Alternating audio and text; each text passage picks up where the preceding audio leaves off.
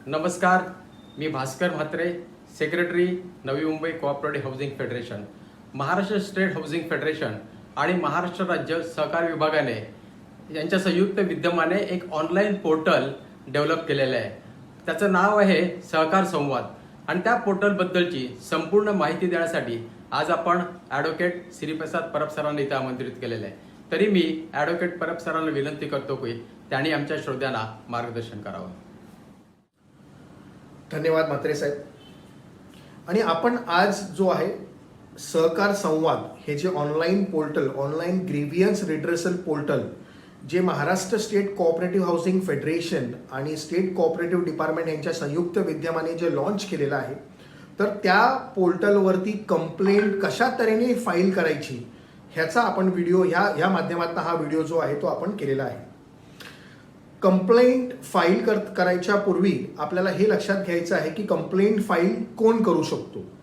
तर पहिलं तर मेंबर करू शकतो, मेंबर असेल किंवा प्रॉस्पेक्टिव्ह मेंबर असेल तो देखील करू शकतो, किंवा स्टेक होल्डर असेल सोसायटीचा, हे कंप्लेंट फाईल करू शकतात.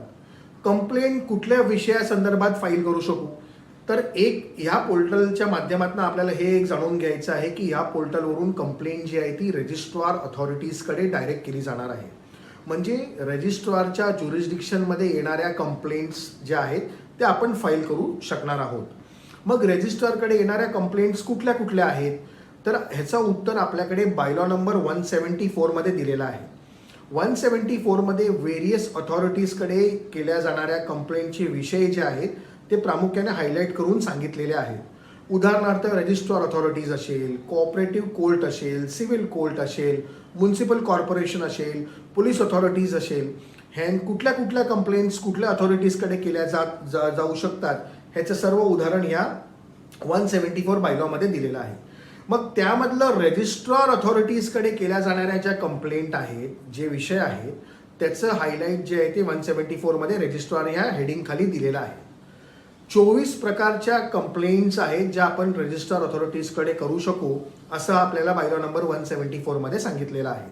मग उदाहरणार्थ कुठल्या कुठल्या कंप्लेंट्स, तर रेफ्युजल असेल समजा मेंबरशिपचं, किंवा रजिस्ट्रेशन सोसायटीचं मिसअप्रोप्रिएट करून केलेलं असेल, मिसरिप्रेझेंट करून केलेलं असेल, किंवा शेअर सर्टिफिकेट इश्यू करत नसतील, नॉन ऑक्युपन्सी चार्जेस एक्सेस घेत असतील, ट्रान्सफर प्रीमियम एक्सेस घेत असतील, किंवा कमिटी जी आहे ती लिगली कॉन्स्टिट्यूटेड नसेल, इलेक्शन्स प्रॉपर झालेले नसतील, डिस्क्वालिफाईड डिफॉल्टर मेंबर कमिटीमध्ये असेल, अशा तऱ्हेच्या various complaints, general body time bound पिरियडमध्ये घेतलेली नसेल, कमिटी मेंबरच्या मीटिंग्स घेतल्या जात नाही आहेत, ऑडिट अकाउंट्स जे आहेत ते प्रॉपर केले जात नाही आहेत, डॉक्युमेंट सप्लाय केले जात नाही आहेत, असे व्हेरियस टॉपिक्स जे आहेत ते ह्या कॅटेगरीमध्ये दिलेले आहेत.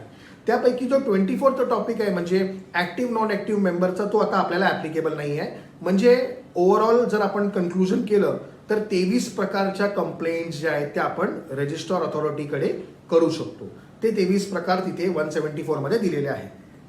कुठल्या कंप्लेंट करू शकत नाही, तर कोऑपरेटिव्ह कोर्टाकडे येणाऱ्या ज्या काही कंप्लेंट्स आहेत, उदाहरणार्थ पार्किंग, लिकेज विषय आहे, इलेक्शनचा विषय आहे, रेझोल्युशन चॅलेंज करायचं आहे, तर हे कोऑपरेटिव्ह कोर्टात जावं लागेल. सिव्हिल कोर्टाकडे काही विषय आहेत, पोलीस अथॉरिटीजकडे काही विषय आहेत, म्युन्सिपल कॉर्पोरेशन्सकडे काही विषय आहेत, ते त्या अथॉरिटीजकडे तुम्ही करू शकता. सहकार संवाद या पोर्टलच्या माध्यमातून आपण रजिस्ट्रारच्या अखत्यारीमध्ये ज्युरिस्डिक्शनमध्ये येणारे जे 23 विषय आहेत, ह्या 23 विषयामध्ये आपण कंप्लेंट जी आहे ती सहकार पोर्टलच्या माध्यमातून आपण करू शकू. बरं, मग कंप्लेंट फाईल कशी करायची, तर त्यासाठी आपण जर होम पेज आपण ओपन केलं तर होम पेजमध्ये लेफ्ट हँड साईडला खाली जर डाऊन साईडला आपण बघितलं तर तिथे लॉज अ कंप्लेंट असा आपला एक टॅग आहे. तुम्ही त्या बटनवरती क्लिक केलं लॉज अ कंप्लेंटवरती, मग एक विंडो ओपन होते ज्याच्यामध्ये पुन्हा एकदा ह्या 23 ज्या कंप्लेंट्स आहेत, व्हेरियस टाइप्स ऑफ कंप्लेंट ज्या तुम्ही रजिस्ट्रारकडे करू शकाल ते तुम्हाला हायलाईट होते. आणि नंतर एक बॉक्स येतो, तो आहे रजिस्टर अ कंप्लेंट. आपण जर रजिस्टर अ कंप्लेंट या बॉक्सवरती हिट केलं तर मग त्यानंतर पुढची विंडो ओपन होते आणि त्या विंडोमध्ये 3 कॅटेगरीज दिसतात, म्हणजे 3 आपल्याला हेड्स दिसतात. एक आहे तुमचं पर्सनल इन्फॉर्मेशन, दुसरं आहे तुमच्या सोसायटीचं इन्फॉर्मेशन, आणि तिसरं आहे तुमची कंप्लेंटचं इन्फॉर्मेशन. सर्वप्रथम पर्सनल इन्फॉर्मेशन म्हणजे कंप्लेनेंटला आपली इन्फॉर्मेशन तिकडे आतमध्ये जी आहे ती दाखल करावी लागेल. मग कंप्लेंट इन्फॉर्मेशनमध्ये काय येईल, तर नेम येईल, तुमचं नाव, पूर्ण नाव त्याच्यामध्ये दाखल करावं लागेल. त्यानंतर तुमचा रजिस्टर्ड मोबाईल नंबर जो आहे किंवा ईमेल आय डी आहे हे देखील तुम्हाला तिकडे दाखल करावा लागेल. जर ईमेल आय डी नसेल तर तो ऑप्शन ओपन आहे, पण रजिस्टर्ड मोबाईल नंबर कंपल्सरी आहे.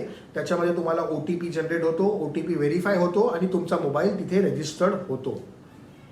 मोबाईल नंबर दाखल केल्यावरती खाली जर तुम्ही बघितलं तर तिकडे तुम्हाला पासवर्डही एंटर करावा लागेल. ॲड्रेस तुम्हाला पूर्ण एंटर करावा लागेल आणि त्याचबरोबर पासवर्डही एंटर करावा लागेल.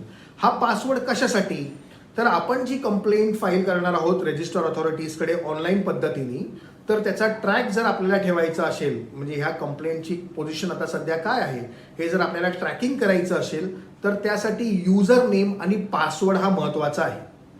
मग युजर नेम आणि पासवर्ड काय, तर जो आपण इकडे पासवर्ड सेट केलेला आहे तो पासवर्ड आहे आणि युजर नेममध्ये आपला मोबाईल नंबर किंवा आपण ईमेल आय डी देखील त्याचा वापरू शकू.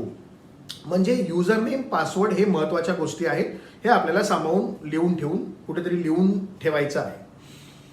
नेक्स्ट, पर्सनल इन्फॉर्मेशन झाल्यावरती नेक्स्ट आपण डायव्हर्ज केलं जातो सोसायटी इन्फॉर्मेशनकडे, म्हणजे ऑपोनेंट आपली पार्टी जी आहे ती. मग सोसायटीमध्ये आपल्याला काय काय इन्फॉर्मेशन भरायची आहे. सर्वप्रथम सोसायटीचं पूर्ण नाव जे आहे ते आपल्याला त्याच्यात एंटर करायचं आहे.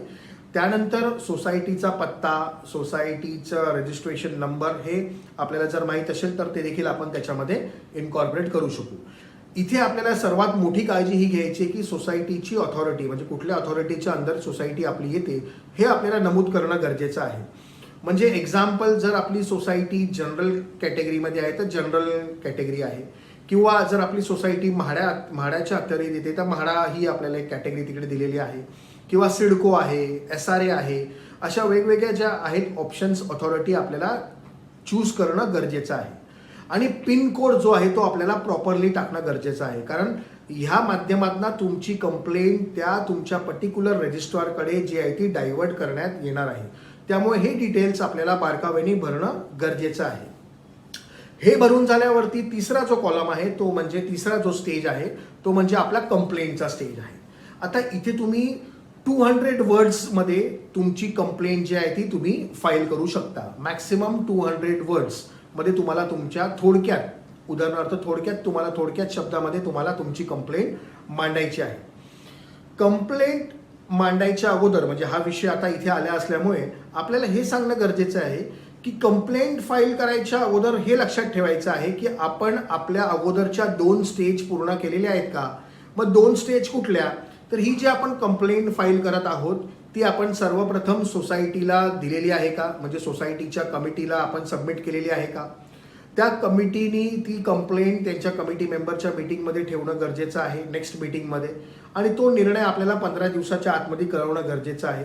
मग तो जर निर्णय आपण सॅटिस्फाईड नसू किंवा ती जी कंप्लेंट त्या लोकांनी तिथे आपल्याला निर्णय आपल्याला कळवलेला नसेल तर आपल्याला दुसरी स्टेज आहे म्हणजे डिस्प्यूट रिड्रेसल कमिटी, जी 4 मे 2023च्या सर्क्युलरच्या माध्यमातून आपल्याला सांगितलेली आहे. जर आपल्या संस्थेमध्ये डिस्प्यूट रिड्रेसल कमिटी स्थापन केलेली असेल तर आपण डिस्प्यूट रिड्रेसल कमिटीकडे जातो. तिथे जर आपल्याला तंटा आपलं निवारण झालेलं नसेल तर आपण जर सॅटिस्फाईड नसू त्या निर्णयावरती किंवा ती डिस्प्यूट रिड्रेसल कमिटीत नसेल तरच आपण इथे रजिस्ट्रारकडे येऊन कंप्लेंट फाईल करतो. रजिस्ट्रारकडे कंप्लेंट फाईल करताना 200 शब्दाचं 200 वर्डचा लिमिट दिलेला आहे. आणि खाली जर आपण बघितलं तर डॉक्युमेंटही तुम्ही अपलोड करू शकता. इथे चूज डॉक्युमेंट किंवा चूज फाईल म्हणून ऑप्शन आहे आणि तो डॉक्युमेंट अपलोड करताना आपल्याला PDF डॉक्युमेंट आपण अपलोड करू शकू. मॅक्सिमम लिमिट आहे 1 MB ची आणि एकच डॉक्युमेंट आपण अपलोड करू शकणार आहोत. त्यामुळे जर आपल्याला 2-3 डॉक्युमेंट्स जर आपल्याला तिथे अपलोड करायसारखे जर वाटत असतील तर तुम्ही त्यांना क्लब करून PDF करा आणि त्याची 1 MB पेक्षा कमी फाईल करून ती तुम्ही तिथे अपलोड करू शकता. अशा तऱ्हेने ज्या वेळेला तुम्ही 3 स्टेजमध्ये कंप्लेंट तुमची फाईल कराल त्याच्यानंतर तुम्ही सबमिट बटन दाबाल त्यावेळेला तिकडे तुम्हाला पेमेंट गेटवेकडे डायरेक्ट केलं जाईल. पेमेंट गेटवे किती, तर ₹50 आपल्याला ऑनलाईन माध्यमातून पे करायचे आहेत. ह्या पोर्टलवरती ₹50 आपल्याला ऑनलाईन पद्धतीने पे करायचे आहेत.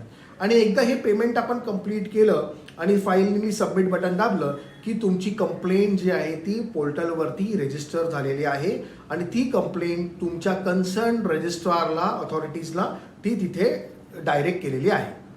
सिमिलरली ज्या वेळेला तुम्ही ही कंप्लेंट फायनली फाईल करता त्यावेळेला तुम्हाला एक तुमच्या रजिस्टर्ड मोबाईलवरती जो आहे तो युनिक तुमचा कंप्लेंट नंबर तो देखील तिथे येतो.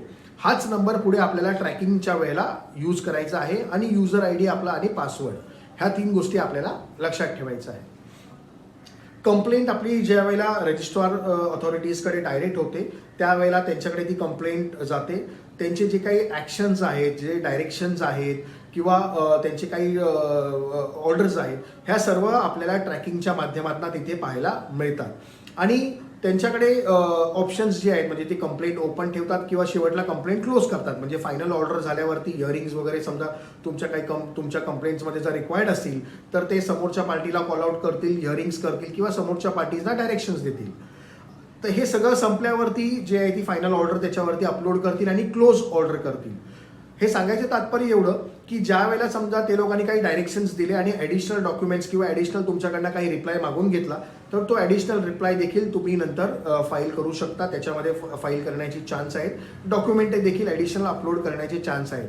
पण जर रजिस्टर्ड अथॉरिटीजने तुमची कंप्लेंट क्लोज केलेली असेल किंवा ऑर्डर देऊन क्लोज केलेली असेल तर त्यानंतर मात्र तुम्ही डॉक्युमेंट्स जे आहेत ते अपलोड करू शकत नाही.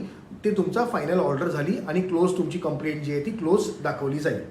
तर अशा तऱ्हेने तुम्ही कंप्लेंट जी आहे ती लॉन्च करू शकता. होम पेजवर जर आपण बघितलं वरती तर मेंबर लॉग इन आहे. मेंबर लॉग इनच्या माध्यमातून तुम्ही ट्रॅकही करू शकता तुमची कंप्लेंट काय स्टेजला आहे, काय डायरेक्शन्स दिलेले आहेत, काय ॲक्शन घेतलेले आहे, हे सर्व देखील तुम्ही तिथे ट्रॅकिंग करू शकता. तर अशा माध्यमातून हा पोर्टल सहकार संवाद जो पोर्टल आहे तो आपल्याला फास्ट ट्रॅक ग्रीव्हियन्सेस थोडक्यात करण्यासाठी जो उपयुक्त केलेला आहे. आणि रजिस्टर्ड अथॉरिटीजकडे जर आपण बघितलं तर त्यांच्याकडे काही कंप्लेंट्स देखील महिन्याला येत असतात ज्या काही ट्रायफल कंप्लेंट्स आहेत किंवा ज्या कंप्लेंट त्यांच्या ज्युरिस्डिक्शनमध्ये नाही आहेत.